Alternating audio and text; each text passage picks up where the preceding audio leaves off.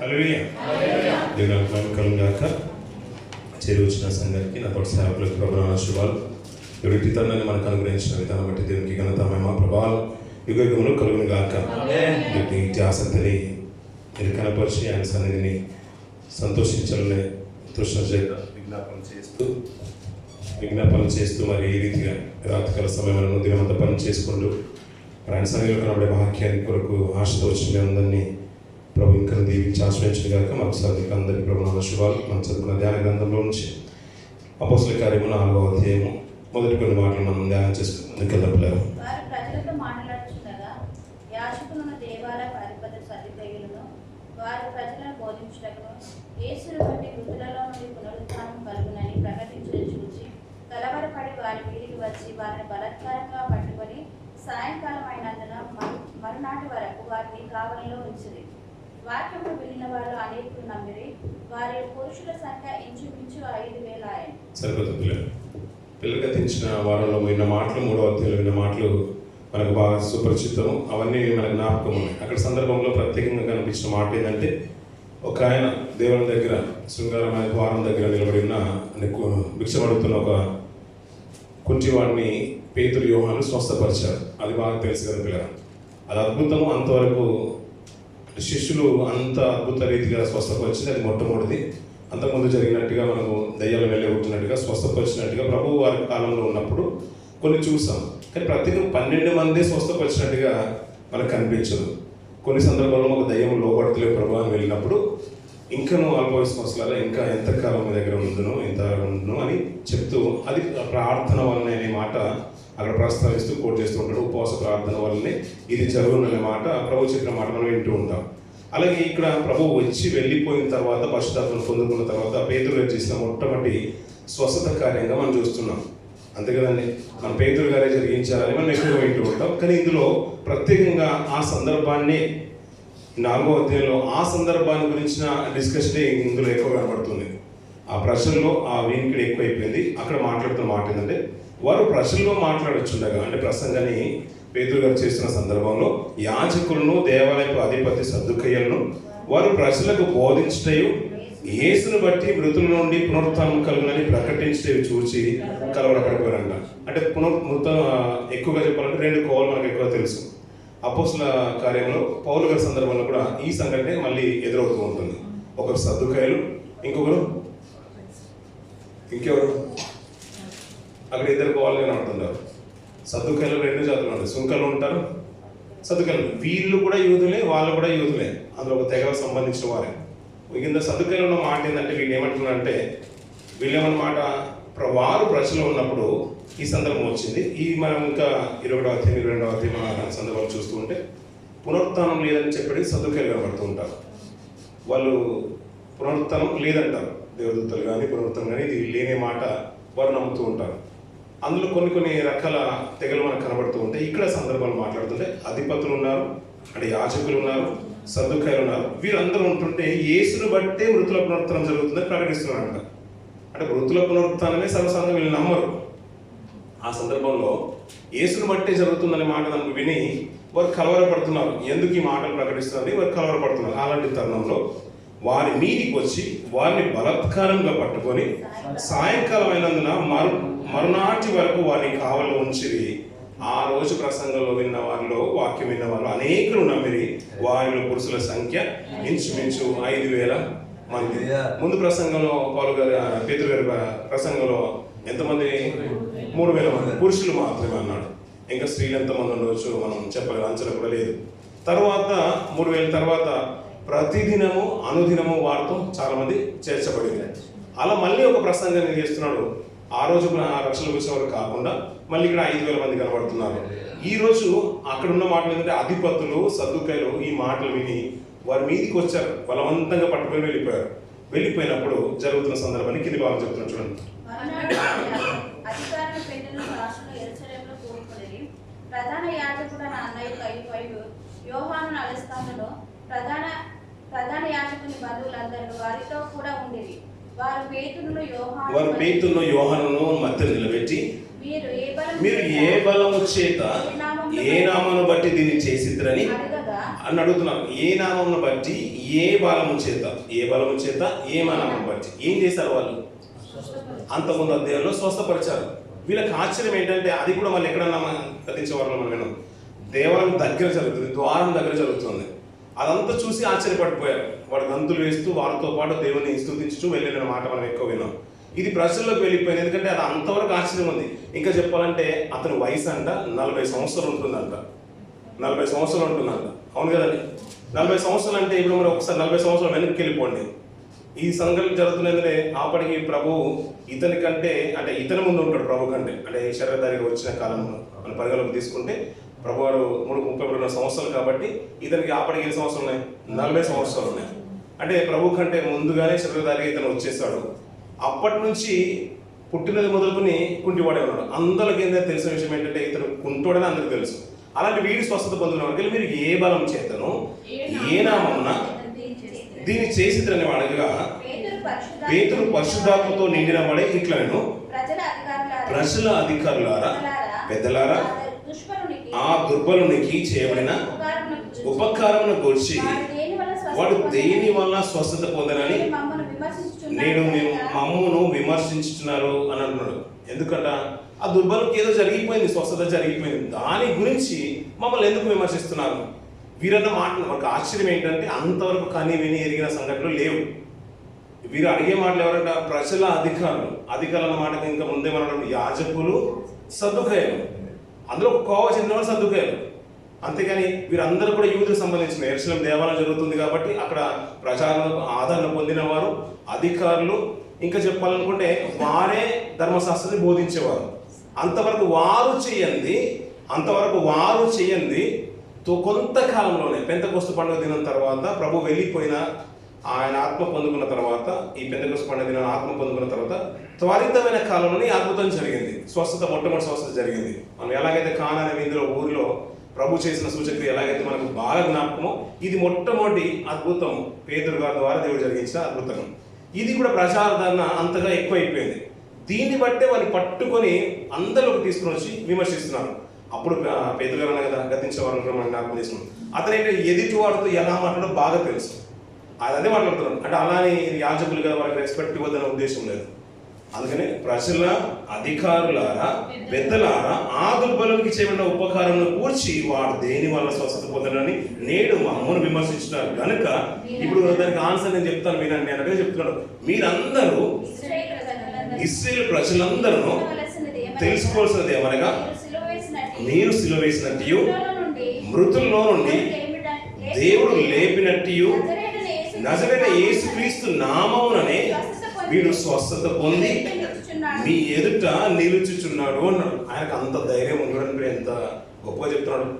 అక్కడ ఉన్నవారు ఎవరంటే అధికారులు, యాజకులు, సద్దుకాయలు, అధికారులు.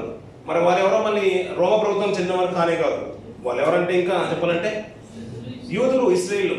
అక్కడ ఇంకో మంచి మాట కూడా పెద్దల పేరు కూడా చెప్తున్నాడు. అక్కడ ప్రధాన యాజకుడు అన్నయ్యు, కయపయు, యోహాను, అలెగ్జాండరు, ఈ ప్రధాన యాజకుడి బంధువులు అందరూ వారితో కూడా ఉన్నారంట. ఇప్పుడు ప్రధాన యాజకులు అంటే ఇప్పుడు వాళ్ళు ఎవరై ఉంటారు? ప్రత్యేకంగా చెప్పాలంటే ప్రధాన యాజకులు ఎవరు ఉంటారు? యాజకత్వం చేసేది ఎవరు? యాజకులు. ఎవరు? లేవీలు ఉంటారు. వారందరూ ఉన్నప్పుడు వారు చేయలేంది పేతురు, వీళ్ళు యోహాను చేసిన తర్వాత, శిష్యులు చేసిన తర్వాత ప్రత్యేకంగా వీళ్ళిద్దరే ఉన్నారు. పేతురు, యోహాను గారే ఉన్నారు. మీరు ఏ బలం చేత చేశారు, ఏ నామంతో చేశారు అన్నప్పుడు అంటే అలా చేశాం కాబట్టి మమ్మల్ని విమర్శలకు బలందరూ తీసుకొని వచ్చారా? సరే, దానికి చెప్తాను, మీరు అందరూ వినండి. ఇశ్రాయేలు అందరూ మీరు తెలుసుకోవాల్సిన మాట ఏంటంటే మీరు సిలువ వేసినట్టు మృతుల నుండి దేవుడు లేపినట్టు నజరైన యేసుక్రీస్తు నామముననే వీడు స్వస్థత నుండి మీ ఎదుట నిలుచుచున్నాడు అంటాడు. ఆ పర్టికులర్ ఆయన చెప్తున్న మాట ఆయన మరీ ఒత్తి మరి చెప్తున్న మాట ఏంటంటే, బోల్డ్ చెప్తున్న మాట ఏంటంటే మీరు సిలువ వేశారు, ఆయన్ని దేవుడు లేపేస్తాడు, నజరేయుడైన యేసు నామం అంటాడు. అంటే ఆయన నజరేతు అనే ఊర్లో పుట్టాడు, ఆయన నజరేయుడు. ఆ ఊర్లో నుంచి మంచిదని మీరు రాలేదని ఆ రోజులో ధర్మశాస్త్రం ఎన్నో మాటలు మనం విన్నాం కదా. ఏది కూడా రాదని మీరు అన్న ఎక్కువగా ప్రధాన యాజకులు మనం ఎక్కడ ఉన్నారు కదా, ఏ మంచి రాదని అంటున్నారు కదా. అలాంటి ఆయన మీరు మృతుల్లో నుంచి అంటే మీరు చంపేశారు, జీవాధిపతిని మీరు చంపిదిరి, మీరు సిలువేశారు, సిలువేసిన ఆయన దేవుడు లేపాడు. ఆయన నజరైన యేసు నామాన్ని బట్టి తన స్వస్థత పొందుకున్నాడు అనే మాట చెప్తూ కింది కట్టున్న చూడండి పిల్లలు. ఇల్లు కట్టువారైన మీరు తృణీకరించిన రాయి ఆయనే అన్నాడు. ఈ మాటలు మనం ఎక్కువగా వింటున్న మాటలే, మనకు బాగా సుపరిచితున్న మాటలు. ఇల్లు కట్టువారు రాయి ఆయన ఎవరో కాదు, ఎవరంట? ఎన్నో సందర్భాలు మనం వింటూ ఉంటాం, ఇది కీర్తన భాగంలో మనం చూస్తూ ఉంటాం. అది మన కన్నులకు ఆశ్చర్యం అంటాడు, ఇది యెహోవా వలన ఏర్పాటు చేసిన దినము అంటాడు. ఆ రోజు ప్రపంచ మానవాళికి ఆయన చేసిన గొప్ప సూచన, అద్భుతము, శిలువ నెక్కింది. మరుసటి రోజు మరుసటి పునరుత్థాన దినాన, ఆదివారం దినాన ఆయన తిరిగి మృత్యుంజయుడిగా లేచింది. ఇదంతా కూడా కన్నులకు ఆశ్చర్యంగానే కనిపించింది. ఆ రోజు ఆయన శిలువ నెక్కినప్పుడు ప్రధాన యాజకుడు సైతము, రాజు సైతం చెప్పిన మాట మనకు బాగా సుపరిచితం. ఇవన్నీ గురించి మాట్లాడుతూ అయ్యా ఈ మాటల గురించి మాట్లాడుతూ, మీరు సిలువ వేశారు, మృతుల్లో నుండి దేవుడు లేపినట్లయినా నజరుడైన యేసు అన్నాడు. ప్రధాన యాజకులతోని, సద్దుకయ్యలతోని, ఇంకా చెప్పాలంటే అన్న కయపయ వారి ప్రధాన యాజకుల యొక్క బంధువులు అందరూ, అలెగ్జాండర్ యొక్క బంధువులు అందరూ ఉన్నారు. అందరిలో మీరే తప్పు చేశారని పాయింట్అవుట్ వేసి మరి పేతురుగా చెప్తున్నాడంటే ఆయనకు నిజంగా గుండె దగ్గర చాలా ఎక్కువ. ముందు కూడా మనం ఏంటి ఉంటాం కదా, పేతురు గారు అంటే దుర్గు పేతురు గారు వెంటనే ప్రభువును అడిగేసేవాడు, అన్నిటికీ తొందరపడి అడిగేసేవాడు, అన్నిటికీ అడిగేసేవాడు. అందరూ వెళ్ళిపోతున్నారు, భోజనాల కోసం వస్తున్నారు, అదే అయిపోతున్నాయి, మేమేమో మీ 12 మంది నీతో పాటు తీరదు, ఎటు వెళ్తారు వస్తున్నారు, మీతో పాటు మీరు అక్కడికి మమ్మల్ని తిప్పేస్తున్నారు, మాకేం ప్రయోజనం, ఎవరు అడవి వెళ్తారు?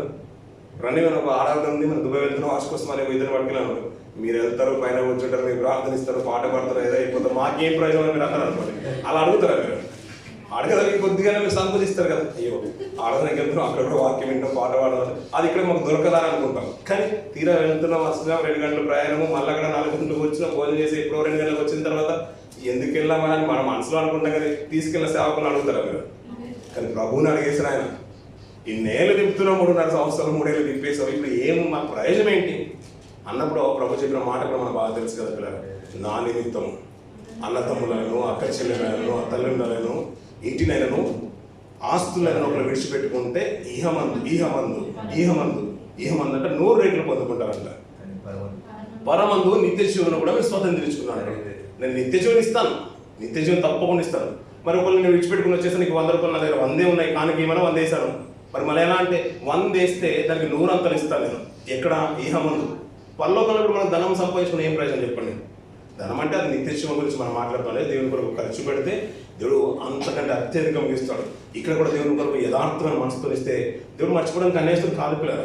ఎప్పుడైనా నేను ఇల్లు కట్టుకున్నప్పుడు మీకు ఎలాగో డబ్బులు అవసరం, అంత కొన్ని లక్షలు మనకు సమకూర్చబడలేవు, ఒక 2 లక్షలు ఎలాగో అవసరం ఉంటుంది, మీకు తోచింది నాకు ఇచ్చారనుకోండి, మీరు ఇల్లు కట్టుకున్నప్పుడు నేను ఇవ్వను.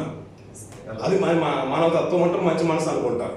నేను కట్టట్లేదు అనుకోండి, కట్టినప్పుడు చెప్తాను. కానీ అలా మానవ తత్వం అంటారు, మానవ సహజం అంటారు, మంచి మనసు అంటారు.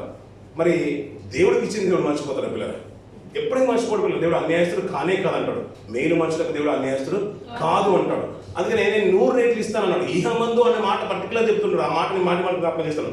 మనం ఈ రోజులలో మనం ఏది దేవుని కొరకు చేసినా కానీ దేవుడు ఎక్కడో ఇచ్చేది అని అల్టిమేట్గా పరలోకంలో నిత్యజీవం ఉంటుంది, దానికంటే ప్రతిఫలం ఆయన దగ్గర ఉంటుంది. తిరిగి 2వ రాకలో వచ్చినప్పుడు ఇక్కడ కూడా బహుగా ఇస్తానంటాడు. ఒకవేళ మీ కుటుంబాన్ని విడిచిపెట్టుకుని మనం ఇక్కడికి వచ్చి పరిచయం పాల్గొన్నాం అనుకోండి, ఎన్నో కుటుంబాలను దేవుడు ఇస్తాడు. బహుశా మన ఇంటి దగ్గర ఉన్న అమ్మగారిని పిలిచేవాళ్ళం, మన నాన్నగారిని పిలిచేవాళ్ళం. ఇక్కడ ఆత్మీయ తల్లిదండ్రులు కనబడుతుంటారు, అక్క చెల్లెలు కనబడుతుంటారు, సహోదరులు కనబడుతుంటారు, చాలా మంది మనకు కనబడుతుంటారు. నేను 100 రెట్లు ఇస్తానన్నాడు. నిజమే కదా దేవుడు ఇచ్చిన మాటలు. ఎంతో మంది మనం అక్కలుగా, అన్నలుగా అందరిని పిలుచుకుంటూ ఉంటాం. ఇది దేవుడు ఇచ్చే వాగ్దానం. అలా పేతురు గడుపున దుర్గుతనంలో ఇది ఒక మాట అనేసాడు. ఆయన అంటున్న మాట ఏంటంటే, ఇంకా తిని చెప్పిన మాటలో ఆయన అన్నాడు, ఇల్లు కట్టువారైనా మీరు తృణీకరించిన ఆయనే రాయి. మీరు ఇల్లు కట్టేవారు ఎవరంట? ప్రధాన యాజకులు ఇల్లు కట్టేవారు అన్నాడు. ఇశ్రాయేలులో ఆ యాజకత్వం చేసేది వాళ్ళకి ఇచ్చేశారు. ఓ కుటుంబాన్ని నిలబెట్టాలన్నా, వారికి వాక్యాన్ని బోధించాలన్నా, వారి ఆత్మీయ అందుకని అంటాడు కదా, మీరు మీ మతంలో కలుపుకోవడానికి సముద్రం అంతా చుట్టి వచ్చేవారు అని మాట్లాడారు. ఎవరు మాట్లాడారు మాట? ప్రభు చెప్తున్నాడు. ఆ రోజున్న ప్రధాన యాజకులతో శాస్త్రులతో చెప్తున్న మాట, మీరు ఇల్లు కట్టేవారు ఒకరిని మీ మాటలు చెప్పి మీ ధర్మశాస్త్రాన్ని బోధించి వారి ఇల్లును మీరు కట్టాలి, వారి కుటుంబాన్ని స్థిరపరచబడాలి, దేవుళ్ళకు నడిపించాలి. యూదా మతంలో అంత ప్రబలిపోవడానికి కారణం ఏంటంటే అది అంత నిష్టగా జరుగుతూ ఉంటే చాలామంది ఆశురేష్ కాలంలోనే, ఎక్కడ మనకు ఇంకా చెప్పాలంటే ఎస్తేర్ గారి కాలంలో చాలామంది యూదా మతాన్ని అవలంబించేస్తారు, అన్యులు సైతం. ఎందుకంటే అదే రోజున ఆ 12వ మాసము 14వ తేదీన అందరిని చంపాలనుకున్నప్పుడు తిరిగి ఆ శాస్త్రము అదే రోజున హామను చంపబడిన తర్వాత, అదే రోజున హామను చంపబడిన తర్వాత వారి బంధువులందరూ కూడా చంపబడిన తర్వాత తిరిగి చాలా మంది యూదులు అంటే భయం పుట్టుకొచ్చింది, అందరు యూదా మతాన్ని అవలంబించేశారు. అలాగే కొత్త నిబంధన కాలం ప్రభు వచ్చే కాలంకి వచ్చేసరికి వెళ్ళి యూదా మతం అంటే అందరికి అయిష్టం అయిపోయింది.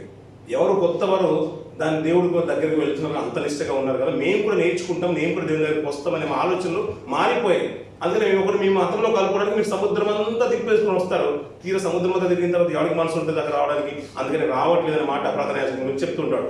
ఇల్లు కట్టేది వాళ్ళు, ఒకరిని రక్షించేది వాళ్ళు, దేవుని యొక్క మాటలు వారికి చెప్పాల్సింది ప్రధాన యాజకులు, శాస్త్రులు. మీరు అలాంటి కోవలు ఉంటే మీరేం చేస్తారంటే ప్రభు వచ్చినప్పుడు ఆయన్నే ధృవీకరించేస్తాడు. తీరా దేవుడు ఏం చేస్తాడని ఆయన్నే మూలరాయిగా చేసేసాడు. మన ఫౌండేషన్ స్టోన్ గురించి మనం ఎక్కువ వింటూ ఉంటాం కదా, అదే మూలరాయిగా ప్రభుని చేశాడు. ఎప్పుడైతే ఒకరిని ధృవీకరించేసాం, నీకు అంగవైకల్యం ఉంది, నీకు కుంటోడు ఈ రన్నింగ్ రేసులు నువ్వు ఎలా వెళ్తావు అని ఎవరినైతే మనం పక్కన తోస్తామో, తీరా అత్తనే ఉస్సెన్ బోర్డులాగా పరిగెత్తుకుని వచ్చేసి ఫస్ట్ ప్రైజ్ తీసుకున్నాడు అనుకోండి, ఎలా ఉంటుందో అందరికీ ఆశ్చర్యమే కదా.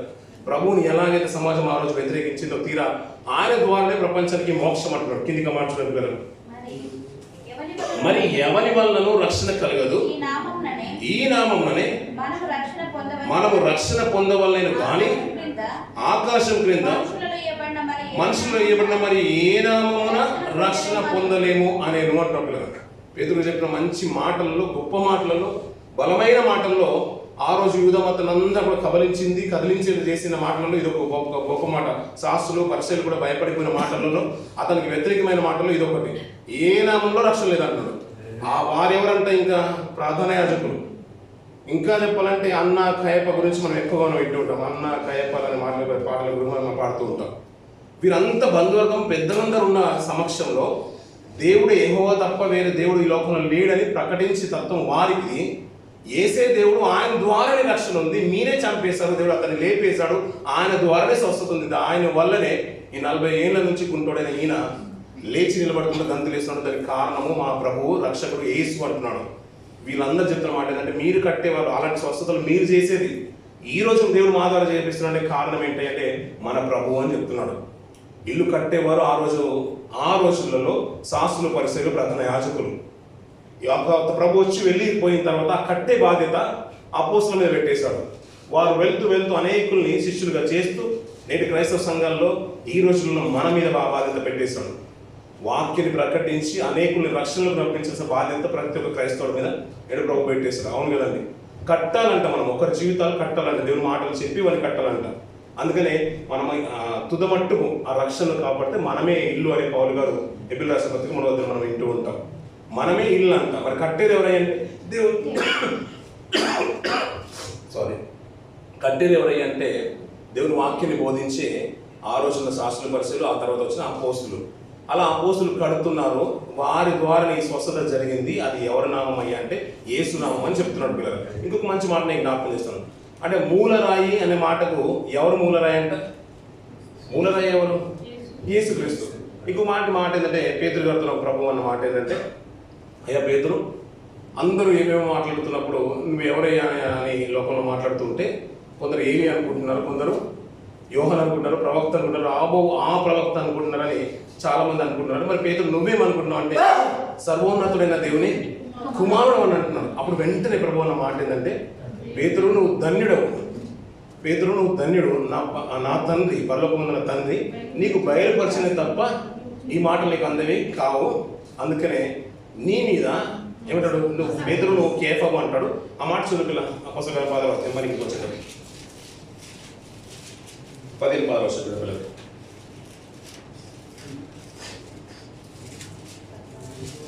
అపోస్తలుల కార్యము 15 వర్షాలు. మత్తయి సువార్త 15 వర్షాలు. మత్తయి సువార్త 15 వర్షాలు. అది అపోస్తలుల కార్యం అని చెప్పాను.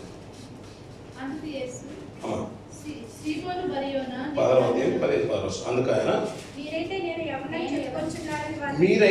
ఎవడని చెప్పుకొంచున్నారని వాడిని అడిగాను. అందుకు సీమోను పేతురు నీవు సజీవుడవు దేవుని కుమారుడైన క్రీస్తు అని చెప్పాను. అందుకు యేసు సీమోను బర్యోనా నీవు ధన్యుడవు, పరలోకమందున నా తండ్రి ఈ సంగతిని బయలుపరిచితేనే కానీ నరులు నీకు బయలుపరచలేదు. నీవు పేతురువు అన్నాడు. అంటే అక్కడ ఒక నామాన్ని మళ్ళీ దేవుడు ఏం చేస్తున్నాడు, అతనికి ఒక కిరీటంగా అవార్డు ప్రతిష్ఠిస్తున్నాడు. నువ్వు పేతురువు, ఈ బండ మీద నా సంఘాన్ని. ఇప్పుడు ఏ బండ మీద కట్టాలి? ఇప్పుడు క్రీస్తు అనే బండ మీద కట్టాలి కదా. ఇప్పుడు అక్కడ మాట ఏంటంటే నువ్వు పేతురువు, మనం చాలా మటుకు ఏంటంటే పేతురు గారు ఆయన ప్రభు చెప్పాడు కాబట్టి పేతురు మీద సంఘం కట్టబడిందని అనుకుంటాం. పేతురు గారి చేత కట్టాలనుకున్నాడు కానీ పేతురు గారి మీద కట్టాలనుకోలేదు. అందుకనే ఎవడైనా నా మాటలు విని ఈ బండ మీద ఇల్లు కట్టుకుని ఎడల అది తుఫాన్ వచ్చిన గాలివానకు వచ్చినా కానీ అది స్థిరంగా ఉంటుంది, అంతే కదా. ఒకవేళ నా మాటలు వినకుండా ఇసుక మీద కట్టినట్లయితే ఏమైపోతుంది అన్నాడు, అది వర్షం వచ్చినప్పుడు కానీ తుఫాన్ వచ్చినప్పుడు కానీ అది కూలిపోతున్నాను. అంటే బండ ఎవరు? క్రీస్తు. అంటే మనం ఇల్లు అయినా కానీ ఏదైనా కానీ దేని మీద కట్టాలి? ఇప్పుడు క్రీస్తు మీదే కట్టాలి. అంటే సంఘం దేని మీద కట్టబడాలి? ఇప్పుడు క్రీస్తు మీదే కట్టబడాలి. కట్టేవారు నానా రకాలుగా ఉంటారు. అందుకనే అపోస్తలుడైన పౌలు గారు కూడా అంటారు ఏంటంటే, కొంతమంది కేఫ వాడను, పౌలు వాడను, ఇలా నానా పరిస్థితులు నానా విధాలుగా ఉన్నాను అంటాడు. ఇంకా తిమోతి రాష్ట్ర పత్రికలు కానీ ఇంకా పత్రికలు అన్ని కూడా చూస్తూ ఉంటే చాలా రకాలుగా పరిచయం జరుగుతుందంట. కొంతమంది బంగారంతో, గతించిన నెలలో మనం ఆ మాటలు విన్నాం, కొంతమంది బంగారంతో చేస్తారు, ఇల్లు బంగారంతో కడుతూ ఉంటారు, కొంతమంది వెండితో కడుతుంటారు, ఇంకా కొయ్య కాళ్ళతో కూడా కడుతూ ఉంటారు. కానీ ఆ మాట చూడండి పిల్లలు, చాలా అద్భుతమైన మాట. ఆ మాట చూసుకుని ముందుకు వెళ్దాం. గొప్ప ఇంటిలో వెండి పాత్రలను బంగారు పాత్రలను మాత్రమే కాక కర్రవియు మట్టివియు కూడా ఉండును. వాటిలో కొన్ని ఘనతకును కొన్ని ఘనహీనతకును వినియోగింపబడును. అది కాదు,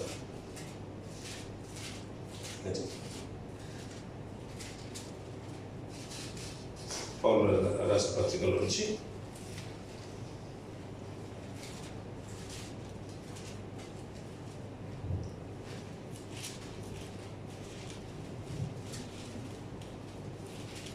కొరింథీ రాష్ట్ర పత్రిక 2వ అధ్యాయం, మొదటి కొరింథీ రాష్ట్ర పత్రిక 3వ అధ్యాయం, కొరింథీ రాష్ట్ర మొదటి పత్రిక 3వ అధ్యాయం 10వ వచనం నుంచి కొన్ని మాటలు చూద్దాం. దేవుడు నాకు అనుగ్రహించిన కృప చొప్పున నేర్పరి అయిన శిల్పకారుని వలె పునాది వేశారంట. ఎలా అంట? నేర్పరి అయిన శిల్పకారుడు. నేర్పరి అంటే మనకు తెలిసిన పనిలో నైపుణ్యత గలవాడిని, నిపుణత గలవాడిని చూచితివా? వాడు రాజుల ఎదుట, అంటే మామూలు దగ్గర అల్పులైన దగ్గర వారి ఎదుట కాదు, కానీ రాజుల ఎదుట గనులైన వారి ఎదుటనే నిలిచిన ఉంటాడు. అందుకనే పనిలో అంటే నైపుణ్యత ఉండాలంట. పౌలు గారు కూడా పత్రికలు అన్ని రావడం ఏంటి, సంఘాలు కట్టడానికి కారణం ఏంటంటే అతనిలో నైపుణ్యత ఉంది. నేర్పరిగా చేశాడు సంఘాలను. ఆ రీతిగా చేస్తూ నేను నేర్పరి అయిన శిల్పకారుని వలె పునాది వేసి తిని, పునాది మాత్రమే వేశాడు. ఆ పునాది ఎవరు? బండ క్రీస్తు. ఆయన బండ అయితే అతన్ని ఆ బండని తీసుకొని పునాది వేశాడు. అలా మాట్లాడుతూ అన్ని జనులకు సంఘాలకు తెలియజేస్తూ అన్ని జనులను వారిని పిలిచి ప్రభు మీద నిలిపేశాడు కాబట్టి పునాది వేశాడు అంటున్నాడు. మరి ఒకడు దాని మీద కట్టుచున్నాడు, ప్రతివాడు దాని మీద ఎలాగో కట్టుచున్నాడో జాగ్రత్తగా చూసుకోవాలి. క్రీస్తు మీద కడుతున్నామా లేదా మనం చూసుకోవాలి. అదే కదా మొట్టమొదటి మాట, ఇంతకు ముందు మనం విన్న మాట. ప్రభు బండ క్రీస్తు అయితే క్రీస్తు మీద మనం కట్టుకోవాలి. ఆ బండ మీద సరిగానే ఉన్నదా? పునాది రాయి మరి సెంటర్లో పెట్టేసిన తర్వాత రాయిలా ఉంది, మనం చివర్లో కడుతున్నామా సెంటర్లో కడుతున్నామా? చివరిగా కట్టాం అనుకోండి, తుఫాన్ వచ్చిన ఫౌండేషన్ అంత స్ట్రాంగ్గా ఉంటుంది, పడిపోయే ఆస్కారం కూడా ఎక్కువగా ఉంటుంది. చాలా మందికి సంఘం చూడడానికి పిల్లలు అప్పుడు మనం ట్రైన్ల మీద వెళ్ళినప్పుడు కానీ బస్సులో వెళ్ళినప్పుడు కానీ అప్పుడు ఒక సంఘం ఉండేది అని ఒక రుజువులు ఉంటాయి. తర్వాత సంఘం కనిపించరు. అక్కడ ఏమైందంటే అంతేనండి, ఆ పాస్టర్ గారు వెళ్ళిపోయారు, వాళ్ళు వచ్చేసాయి, కొన్ని గొడవలు వచ్చేసాయి, వాళ్ళు అన్ని జనులు ఏదో ఫైట్ చేశారు, అక్కడ నుంచి సంఘాన్ని మారిపోయింది అనే మాట మనం వింటూ ఉంటాం. లేదంటే ఏమైపోయిందంటే రాజకీయాలు వెళ్ళిపోయారు, సంఘాన్ని మానుకున్నారు, లేదంటే వాళ్ళు వెళ్ళిపోయారు, అక్కడ నుంచి సంఘం వెళ్ళలేదు అనే మాట మనం వింటూ ఉంటాం. ఎందుకంటే కట్టబడింది క్రీస్తులో అయితే అది కొందరితో నడిపింపబడుతుంది. అందుకని చాలా మంది అంట ప్రతివాడు దాని మీద ఎలా కట్టబడుచున్నాడో జాగ్రత్తగా చూసుకోవాలి. వేయబడింది తప్ప మరి ఒక పునాది ఎవడునో వేయనేరడు, ఈ పునాది యేసుక్రీస్తే అన్నాడు. ఆ ప్రారంభంలో ఇప్పుడు అపోస్తలుడైన పేతురు గారు కట్టిన బండ మీద కడుతున్న మాట చూస్తున్నాం కదా. మొట్టమొదటిగా ఆయన పునాది పెట్టిన మాట ఏంటంటే, ప్రభువుని పెట్టి మాట్లాడుతున్న మాట ఏంటంటే, మొట్టమొదటిగా 3000 మంది ప్రభు మీద కడుతున్నాడు. అంతవరకు యూదులు ఏంటంటే యూదా మతం మీద నిలబడిన వాడు. కానీ ఇప్పుడు ఏంటంటే క్రీస్తు మీద కడుతున్నాడు. అంతగా యూదా మతం ప్రజల్లో ఉండగా కూడా పస్కా పండుగను ఆచరించడానికి వచ్చినా కూడా పేతురు గారు చెప్పిన మాటలను బట్టి, పేతురు గారు పలికిన మాటలను బట్టి 3000 మంది ఆ రోజున మానవన్నది ఆశమాష వ్యవసాయం కానే కాదు. అది చాలా గొప్ప విషయం. ఎందుకంటే అంతవరకు నిష్ఠ కలిగి ఉన్నారు. అందుకని అక్కడ మాట ఏంటంటే ప్రపంచ భూమి మీద అంటే 4 దిశల నుంచి వచ్చారంట. తూర్పు నుంచి వచ్చిన దేశాలు ఉన్నాయి, అలాగే ఈస్ట్ వెస్ట్ అనే ఇవన్నీ కూడా ఆ 4 దిక్కుల నుంచి వచ్చిన దేశాలు ఉన్నాయి. ఆ ప్రజలు ఉన్నారు. వారిలో ఎందుకు వచ్చారు వాళ్ళు? పస్కా పండుగను ఆచరించడం వచ్చాడు. పస్కా పండుగను ఆచరించి మళ్ళా పస్కా ఎలా ఆచరించేసాం కదా. దీని తర్వాత 49 days తర్వాత 7 వారాల తర్వాత 50వ రోజున వచ్చేదే గుడారాల పండుగ. అదే ఏమన్నా మనం ఇప్పుడు ఇంకేమన్నా ఉందని దాన్ని ఏమన్నా పెంతెకోస్తు పండుగ అన్నాం. పెంతెకోస్తు ఆ 50 రోజులు వచ్చే పండుగ. ఆ రోజున ఎలాగో మనం పండుగ చేసుకోవాలి కాబట్టి 50 రోజులు అక్కడ ఉండి పండుగను ఆచరించి వెళ్దామని నిష్ఠతలు వచ్చారు. ప్రపంచంలో ఆయా దేశాల్లో చెదిరిపోయారు. అప్పటికి చెదిరిపోయిన వారు పండుగ కొరకు దేశాలు దాటుకుని వస్తున్నారంటే యూదా మతం మీద వరకు ఉన్న నిష్ఠ ఏంటో మనకు అర్థం కావాలి. అలాంటి కాలంలో పేతురు ప్రసంగం విని వాళ్ళు మారుతున్నారంటే నిజంగా ఆయన ప్రసంగం ఎంత బలమైంది. ఇప్పుడు 3000 మంది మారిపోయారు, ప్రతిదినం వారితో చేర్చబడుతున్నారు, రొట్టె వేస్తున్నారు. అలాగే 5000 మంది మారారు. ఇలా మారిన వారి దగ్గర మాట్లాడుతున్నారు. ఇప్పుడు అయ్యా యూదులు ప్రధాన యాజకులు ఉన్నారు, ఏంటంటే వీరు స్వస్థత ఎలా జరిగింది అన్నప్పుడు అయ్యా మీ వల్ల కలిగింది కాదు, అని మీరు చేయాల్సింది మీ వల్ల కాలేదు, మీరు తృణీకరించేశారు ప్రభువును. ఈ పునాది క్రీస్తు పునాది, దాని మీద మీరు కట్టబడుతున్న మాట ఆ ప్రస్తావన తీసుకుని వస్తూ ఇంకా చాలా మంది గురించి చెప్తూ కిందికి మాట్లాడుతూ చూడండి. ఎవడైనా బంగారము వెండి వెలగల రాళ్ళు కర్ర గడ్డి కొయ్యకాలు మొదలైన వాటితో కట్టిన వాని పని కనపడును, ఆ దినము దాన్ని తేటపరచును అంటున్నాడు పిల్లలు. మనం చాలా మటుకు చూస్తున్నాం, అప్పుడప్పుడు మన సోషల్ మీడియాలో కూడా చూస్తున్నాం. వాడు తీరా వాళ్ళు స్టార్ట్ చేస్తుంటారు. ఇలా వాళ్ళు స్టార్ట్ చేసిన తర్వాత ఫస్ట్ లైన్లో ఇట్లా మామూలుగా మనం ఇంటికడైతే ఏమంటారు ముగ్గు పోసారు అంతా కూడా మార్కింగ్ చేశారు అంటుంటాం కదా. ఇలా స్టార్ట్ చేసినప్పుడు స్ట్రైట్గానే ఉంటుంది. తీరా కన్స్ట్రక్షన్ అయిన తర్వాత అది ఇలా అయిపోతుంది. అది మామూలుగా వాళ్ళ దగ్గర వచ్చినప్పుడు పని కోసం చేసినా కానీ ఆశ్చర్యం అనిపిస్తుంది. అది కడుతూనే ఉంటాడు, పక్కనే కట్టేసాడు, తీరాదే అటు పడిపోతూ ఉంటాయి. అదే కొంతకాలానికి చేసిన తర్వాత పని తీరు తేటపడుతుందంట, అది సరి అయిన రీతి లేకపోతే. ఇలా చెప్తున్న మాట కొంతమంది బంగారంతో చేస్తుంటారు, అన్నితో చేస్తుంటారు. కానీ ఒకరోజు అగ్నితో వచ్చినప్పుడంట, అగ్ని వచ్చింది అనుకోండి, ఏది నిలబడుతుంది? కొంతమంది కొయ్యకాలతో కడుతూ ఉంటారు, కొంతమంది వరకు ఉన్న ధనమైన. అందుకనే కొన్ని మా రోజుల క్రితం ఈ మాటలు మనం విన్నాం పిల్లలు. కొంతమంది లగ్జరీగా సర్వీసులు జరుగుతూ ఉంటాయి, కమర్షియల్గా జరుగుతూ ఉంటాయి. కొన్ని ఏంటంటే ఇక పాస్ జరుగుతుంటాయి, నాట్యాలు అన్నీ ఉంటాయి. మా దగ్గర కూడా అన్నీ ఉంటాయండి, డైలీ ఉంటుందండి. కమ్యూనిటీ సర్వీస్లో డైలీ ఉంటుందంట, అన్నీ ఉంటాయి. కొన్ని అన్నీ ఉంటాయి, లోకంలో ఉన్నట్టుగా అన్నీ ఉంటాయి. కానీ ఒక దినం అంట పని తేటపడిపోతుందంట, అగ్ని చేత అది కాల్చివేస్తుందంట. ఏది నిలబడుతుంది? ఉపద్రవం వచ్చినప్పుడు నిలబడేది ఏది? కష్టం వచ్చినప్పుడు నిలబడేది ఏది? విపత్తు వచ్చినప్పుడు ఏది? మా భక్తి ఎలా ఉంటాయి. చాలా మంది కొంతకాలం సావాసం ఉన్న తర్వాత లోకంలో కలిసిపోయిన చాలా కుటుంబాలు కనబడుతూ ఉంటాయి. చాలా మంది అప్పుడు సావాసం కొంచిన వారు, చాలా మంది క్రమంగా వచ్చిన వారు ఈరోజు లోకంలో కలిసిపోయిన వారు కూడా ఉంటారు. అందుకనే వెండి బంగారము కొయ్యకాలు ఇవన్నీ కూడా కనబడుతుంది. ఇక్కడ అగ్నితో కాల్చినప్పుడు ఏది తొందరగా కాలిపోతుంది? గడ్డి కొయ్యకాలు ఇవన్నీ కూడా తొందరగా కాలిపోతుంది. చివరికి నిలిచేది కొద్దిగా శ్రేష్టమైంది, కఠినమైంది బంగారం లాంటి నిలబడుతుంది. అందుకనే బంగారంతో పోలుస్తున్న విశ్వాసం అంటే ఏది బలంగా నాటబడే సంఘాల గురించి మాట్లాడుతున్నారు, విశ్వాసాల గురించి మాట్లాడుతున్నారు. అలాగే ఆ రోజు మాట్లాడుతున్న ప్రసంగంలో పౌలు గారు చెప్పిన మాటను బట్టి పేతురు గారు చేసే ప్రసంగంలో, అయ్యా కట్టేవారు ఎవరంటున్నాడు?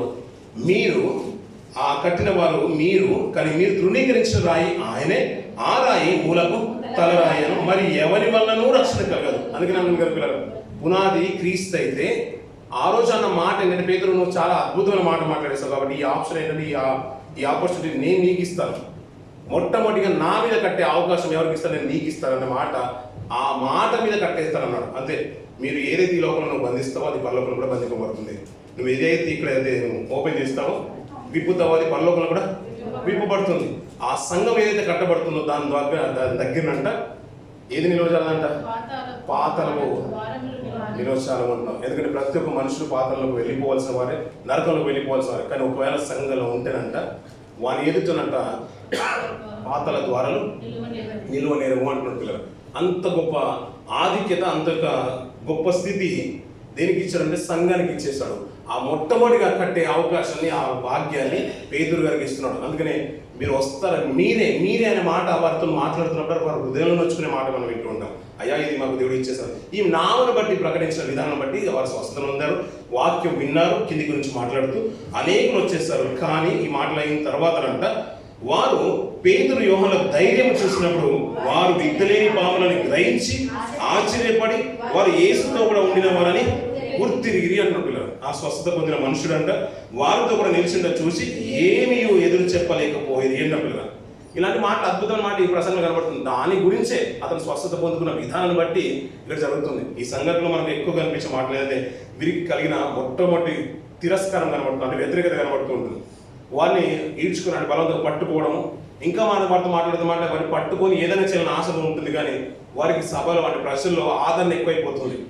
ఆదరణ ఎక్కువైన విధానం బట్టి ఆ వాడుకోట ఒక మాట చెప్తున్న చిన్నపిల్లలు, ఈ మనుషులను మనం ఏమి చేయదము, వారి చేత ప్రసిద్ధమైన సూచక్రియ చేయబడుతుందని యెరూషలేములో కాపున్న వారికి అందరికీ స్పష్టమే. ఇది లేదని చెప్పజాలం. అయినను ఇది ప్రజల్లో ఇంకా వ్యాపింపకుండా ఇక మీదట ఈ నామను బట్టి ఏ మనుషులతోనైనా మాట్లాడకూడదని మనము వారిని బెదరు పెట్టవాలని చెప్పుకున్నారన్న పిల్లలు. యేసు నామను బట్టి ఎంత మాత్రం కూడా మీరు ప్రకటన చేయొద్దు, వాక్యాన్ని ప్రకటించొద్దని వారితో అంటూ ఉంటే మీరు పేతురు గారు ఏమైనా పోవాలి, పేతురు గారు కమ్మును ఉండాల్సిన వ్యక్త. అతను ధైర్యం చూసిన వాళ్ళే ఆశ్చర్యపోయాడు. పేతురు గారు చివరికి మాట్లాడుతున్న అందుకు పేతురు యోహాను వారిని చూసి, దేవుని మాట వినడం కంటే మీ మాట వినట దేవుని దృష్టికి న్యాయమా? మీరే చెప్పుడు, మేము కన్న వాటిని విన్న వాటిని చెప్పక ఉండలేమని వారికి ఉత్తరం ఇచ్చింది. ప్రజలందరూ జరిగిన దాన్ని గురించి దేవుని మహిమపరచుండ్రి గనుక సభ వారు ప్రజలకు భయపడి వీరిని శిక్షించు విధమేమీ కనుగొనలేక వీరిని గట్టిగా బెదిరించి విడుదల చేసి అంట పిల్లలు. వారిని ఏ విధం లేదు. ఆ రోజు మన ప్రభు యేసుక్రీస్తును హింసించినప్పుడు కూడా, శిలువను ఎక్కించినప్పుడు కూడా ఆయనలో ఏ దోషం కానరాలేదు అనే మాట మనం వింటున్న. రాజు సైతము ఆ పాపం నా మీదకి రాకుండా, రక్తం దోషం నా మీదకి రాకుండా చేతులు కడిగిన పిలాతు మనం చూస్తూ ఉంటాం. వీళ్ళని ఏమి దోషం లేదు అంటే వాళ్ళందరూ కూడా ఎవరంటే యూదులు, ప్రధాన యాజకులు, రాజులు కాదు, అధికారులు కాదు. అంటే ఆ రోజు యూదుల్లో ఉన్న అధికారులు, ప్రజా ఆదరణ పొందిన వారు, ప్రజల్లో ఉన్న అధికారులు, శాస్త్రులు, పరిసయ్యులు, అలాగే ప్రధాన యాజకులు. వీరు క్రీస్తుకు వ్యతిరేకంగా మాట్లాడుతున్నారు. నేటికి యూదాలో ఇది జరుగుతుంది. నేను ఆ సందర్భంలో మొత్తం చెప్పాలనుకుంటే ఈ మాటలను కూడా మనకు తెలిసిన మాటలు ఇంకేం లేదు పిల్లలు. ఇక్కడ ఒక మంచి క్యారెక్టర్ ఉన్న వ్యక్తి కూడా కనబడుతూ ఉంటాడు. ఒక మాట చెప్తున్నది, యూదాలో యెరూషలేములో ఈ పాటి కూడా పిల్లలు గతించిన 2 సంవత్సరాల క్రితం మదర్ తెరెసా గారి చారిటీ సందర్భంలో చాలా మంది క్రైస్తవులు అక్కడికి వెళ్ళి చారిటీ తీసుకుంటే వాళ్ళని రాళ్ళు రువి చంపారు. అంటే కొట్టారు, చంపాలని కొట్టారు, రాళ్ళతో కొట్టారు ఆ ఫౌండేషన్ వారిని. ఆ చారిటీ వారిని చెప్తుంటే వారిని పరిగెత్తుకుని వెళ్ళిపోవాల్సిన పరిస్థితి వచ్చింది. అది చాలా వైరల్ అయిపోయింది. చాలా చెడ్డ న్యూస్ అది. ఎందుకంటే వాళ్ళ ఈపటి కూడా క్రీస్తుని నమ్మని వారు యూదులో చాలా మంది ఉన్నారు. అందుకని ప్రతిసారి మనం అన్నింటిలో కూడా వాళ్ళే టాప్ అంటే నేటి క్రీస్తుని అంగీకరించిన వారు చాలా మంది ఉన్నారు. మదర్ తెరెసా లాంటి వారి పరిచర్య ముందు, గ్రాహం స్టేన్ వారి పరిచర్య ముందు మనది చాలా తక్కువ. క్రీస్తుని అంగీకరించిన వారు ఇంకా వారి కన్నులకు అంధత్వంగానే ఉందనే మాటలు నేటికి మనకు అర్థమవుతున్నాయి. యూదుల కంటే కూడా గొప్పవారు ఈ ప్రపంచంలో చాలా మంది క్రైస్తవులు ఉన్నారు. క్రీస్తుని అంగీకరించేవారు, క్రీస్తుని ఇంకా తెలుసుకోలేక వారు బహుదూరంగా ఉన్నారు. క్రీస్తు రక్షకుడు కాదప్పుడు ఇంకా వస్తాడేమని ఆశతో ఎదురు చూసేవారు చాలా మంది ఉన్నారు. కానీ క్రీస్తు వచ్చి వెళ్ళడం ఆయన నిజ రక్షకుడు అని ఆ రోజున పేతురు ప్రసంగమే నిదర్శనం. ఆయన వచ్చిన తర్వాత ప్రకటించిన మాటలలో ఇంకా సంఘం కట్టబడుతుంది. వారు ప్రభు గురించి చెప్తున్న మాటలు మనకు బాగా తెలుసు. కిందకు మాట చూసుకుని మనం ఊహించేద్దాం పిల్లలు. విశ్వసించిన వారందరూ ఏక హృదయమును ఏకాత్మయం గలవారు ఉండి ఎవడను తనకు కలిగిన వాటిలో ఏది తనదని అనుకోలేదు. వారికి కలిగినంత వారికి సమిష్టిగా ఉండెను. ఇదిగాక అపోస్తలులు బహుబలముగా ప్రభువైన యేసు పునరుత్థానం గురించి సాక్ష్యం ఇచ్చిన దైవకృప అందరి యందు అధికముగా ఉండెను. భూములైన ఇండ్లైన కలిగిన వారందరూ వాటిని అమ్మిన వాటి వెల తెచ్చి అపోస్తలుల పాదం మీద పెట్టుచువచ్చిరి. వారు ప్రతివానికి వాని అక్కర ప్రతి పంచిపెట్టిన కనుక వారిలో ఏమీయో పొదవలేకపోయిందంట పిల్లలు. వారు తీసుకొని వస్తున్నారు పరిచర్య జరిగించండి అని. వారు ఇంకేం పని చేయట్లేదు, ఓన్లీ పరిచయం చేస్తున్నారు. ఆ రోజు లేవీల గురించి మనం విన్నాం కదా పిల్లలు. మీరు పని చేసుకోవద్దు, మీ వ్యాపారాలు చేసుకోవద్దు, ఏమి చేయదు, దేవుని పని మాత్రం చేయాలి. అందుకని మీకు భూములు కూడా నేను ఇవ్వను అన్నాడు. మీకు స్వాస్థంగా ఇది ఇవ్వను. మరి ఎలా బ్రతకాలి ప్రభు అంటే వీటి మీద 11 గోత్రాల వారు మీకు భోజనాలు తీసుకొని వస్తుంటారు, దానం చేస్తుంటారు. వీటిని బట్టి మీరు కూడా దశమభాగం ఇవ్వాలి దాంట్లో నుంచి, దాన్ని తిని బ్రతుకుమన్నాడు. అలాగే వీరు పరిచయం ముందుకు వెళ్తున్న తరుణంలో అందరూ తీసుకొని వచ్చి ఆస్తులంతా కూడా వాళ్ళ దగ్గర పెడుతుంటే వారు ఏది కూడా తమది అనుకోలేదంట. మరి ఇక్కడ తీసుకొచ్చినంత మాది అనుకోవట్లేదంట. వీళ్ళు ఏం చేస్తున్నారంటే వచ్చిన 20 మంది ఉన్నారు, 20 మంది సమిష్టిగా పంచుకుంటున్నారు. అందరూ పంచుకున్నారు, ఈక్వల్గా పంచుకుంటున్నారు. వచ్చింది 100 ధర్మస, 100 ధర్మస అయితే 100 ధర్మం, 100 ధర్మస అయితే 100 ధర్మం. అందరూ ఈక్వల్గా పంచుకున్న తర్వాత అందరూ సమిష్టిగా ఉన్నారు. ఏది కూడా వారికి కొదువ కాలేదంట. అలాంటి తరుణంలో ఒక యోసేపు కనబడుతున్న చూడపిల్ల, లేవీయుడు కుప్రాల పుట్టిన లేవీడు యోసేపు ఒకడుండెను. ఇతనికి అపోస్తలుడు హెచ్చరిక పుత్రుడని అర్థమిచ్చి బర్నబాను పేరు పెట్టి ఉండి ఇతడు భూమి గలవాడే ఉండి దాన్ని అమ్మి అపోస్తలుల పాదం దగ్గర పెట్టిన వంట పిల్లలు. ఇతనుకున్న గొప్ప లక్షణం. బర్నబా గురించి మనం ఎక్కువ వింటూ ఉంటాం, పౌలు గురించి కూడా మాట్లాడుతూ. ఇతను అంతేకాదు పిల్లలు, వాక్యాన్ని ప్రకటించడం చాలా గొప్పవాడు. వాక్యాన్ని ప్రకటిస్తూ ముందుకు వెళ్తూ ఉంటే నాకంటే బాగా పౌలు బోధిస్తున్నాడు కదా అని ఇతని గురించి ఆ రోజు ట్రాన్స్పోర్టేషన్ లేని తరుణంలో నదులు దాటుకుంటూ సముద్ర ప్రయాణం చేసి పౌలు గారిని ఎక్కడో ఉన్నాడని పౌలు గారిని పట్టుకుని వచ్చి నాకంటే ముందు అతని ప్రసంగం చేయించేవాడు. ముందు ఆయన బర్నబాగా బోధించిన తర్వాత మెయిన్ ముఖ్య ప్రసంగికుడిగా పౌలు గారిని పెట్టేవారు. అలా బోధిస్తూ ఉంటే వారికి బిరుదులు వచ్చేసాయి. ఆ రోజుల సంఘాలు కట్టడంలో ప్రధానమైన పాత్ర పోషించిన వారిలో పౌలు గారు ఎంతైతే ఉందో వారితో పాటు ఈక్వాలిటీ ఈ బర్నబా గారు, యోసేపు గారు కూడా ఉంది. అంత గొప్పవాడు, భూమిని అమ్మి సైతం పరిచర్యకు సమర్పించిన వాళ్ళు ఈ యోసేపు మారుపేరు కలిగిన ఈ బర్నబా గారు మంచి ఆదరణ పుత్రుడు. అలాగే ఎలాగైతే ఆదరణ పుత్రుడు అని ఉందో అదే పుత్రుడిగా అలాంటి లక్షణము పౌలు గారిని ఆదరించడంలో కనిపిస్తుంది. అతనికి మంచి తత్వం. పౌలు గారు బర్నబా గారు విడిపోయిన తర్వాత మార్కును వెంట పెట్టుకుని ఎవరు వెళ్తారో బర్నబా గారు వెళ్తూ ఉంటారు. మార్కు అతని బంధువు, అతను వెంట పెట్టుకుని బర్నబా గారు వెళ్ళిపోతుంటారు. ఆయన పౌలు గారు శీలను వెంట పెట్టుకుని వెళ్తుంటాడు. ఇలా మిషనరీ జర్నీస్లో తిరిగి మళ్ళీ ఫాలోయింగ్ మినిస్ట్రీలో పౌలు శీలను పెట్టుకుని వెంట వెళ్తుంటాడు, బర్నబా గారు మార్కును వెంట పెట్టుకుని వెళ్తుంటారు. కానీ బర్నబా గురించి ఇక్కడ నుంచి మనం ప్రారంభమవుతుంది. అద్భుతమైన మాటలు మనం వింటూ ఉంటాం. నిజంగా నేటి సంఘానికి కావాల్సిన విలువైన మాటలు. అందుకని అపోస్తుల కార్యాలు అన్నాడు. దీని యొక్క కార్యాలు కూడా నేటి సంఘాలకు మనకు కూడా చాలా ప్రాముఖ్యం. ఏ రీతిగా పరిస్థితి బలపడిందో ఆ మాటలు మనం వింటుంటే ప్రతిసారి మనకు ఆశ్చర్యం కలుగుతుంది. నిజంగా అంత గొప్ప ఆధిక్యత. ఒక మాట విని నువ్వు ఆయనతో పాటు ఉన్నవాడివి అంటే మనం 3 సార్లు బొంగిన పేతురు మనం చూస్తూ ఉంటాం. మళ్ళీ తన పనులకు వెళ్ళిపోయిన పేతురును చూస్తూ ఉంటాం. వారితో పాటు యోహాను శిష్యులందరూ కూడా వెళ్ళిపోయిన వారిని చూస్తున్నాం. కానీ ఎప్పుడైతే ఆత్మ వారి మీద వాలిందో, దేవుడు వారిని అభిషేకించాడో ఆత్మ చేత వారు మాట్లాడడం ప్రారంభించారు. ప్రార్థన యాజకుల దగ్గర నిలబడినప్పుడంట ఆత్మ అంట ఏమన్నాడు, మీరు ఆ దగ్గరికి పిలవడినప్పుడు కానీ ఈడ్చబడినప్పుడు కానీ ఏ రీతిగా బోధించాలో పరిశుద్ధాత్మ నేను మీతో మాట్లాడతాను, మీరు భయపడాల్సిన అవసరం లేదు అన్నాడు. ఆ రీతిగానే ప్రార్థన యాజకుల దగ్గర ఉన్నప్పుడంట మేము యేసు మాటను బట్టి బోధించకూడదంట. మరి ఏం చేయాలి? మేలు చేయడం మంచిదా, కీడు చేయడం మంచిదా? దేవుడు మేము కన్న వాటిని గురించి విన్న వాటిని గురించి చెప్పకపోవడం న్యాయమా? ఇది దృష్టికి అంగీకారమా అనే మాటలు పేతురు అంత ధైర్యంగా మాట్లాడుతుందంటే దేవుడు ఆత్మ బలాన్ని అంతగా వారి మీద సింపజేస్తాడు. అందరి బట్టి గొప్ప కార్యాలు చేస్తాడు. ఇప్పుడు మంచి మాట మధ్యలో ఒక భాగంలో అంటుకుంటే మాట ఏంటంటే, దేవా ఈరోజు మమ్మల్ని వాడుకుంటున్నావు కదా, మీ ఆత్మ మీ చేయిని మా మీద చాపి ఇలాంటి అద్భుతాలు చేస్తున్నావు కదా. ఆ మాటలతో పేతురు చేశానని చెప్పాడు, పేతురు గారు నేను చేశానని చెప్పాడు. మళ్ళీ దేవా ఈ రోజు మీరు చేయి చాపి ఇలాంటి స్వస్థత మీరు జరిగిస్తున్నారు. ఎందుకంటే అద్భుతాలు జరుగుతున్న కాలంలో, స్వస్థతలు జరుగుతున్న కాలంలో సంఘం ఇంకా బలంగా కట్టబడింది. పిల్లలు ఆ రోజు సంఘం కట్టబడడానికి అలాంటి అవసరం ఉంది. కొత్త రక్షణకు రావడానికి అలాంటి అద్భుతాలు అవసరం. నేటి జీవితంలో దేవుడు మనం కాపాడుతుంటే అదొక అద్భుతం. ఈ రీతి మనం నిలబడిన అంటే దేవుని ఒక మహాకృప, అదొక అద్భుతం. అందుకని దేవుని ఒక బలంగా నిలబడాలి. అద్భుతాల వైపు ఆశ్చర్య వైపు చూడాల్సిన అవసరం లేదు. ఎందుకంటే మనం నిలబెట్టుకున్నాడు దేవుడు చాలు. ఇట్టి స్థితిని కలిగి తుదమట్టుకు మన జీవితాలు కొనసాగుతాయి. కొన్ని మాటలు మన ఆత్మ జీవితానికి ఉపయోగపడాలని కోరుకుంటే మాటలు ముగిస్తుంది. మాటలు దీవించి ఆశ్రయించి కాక.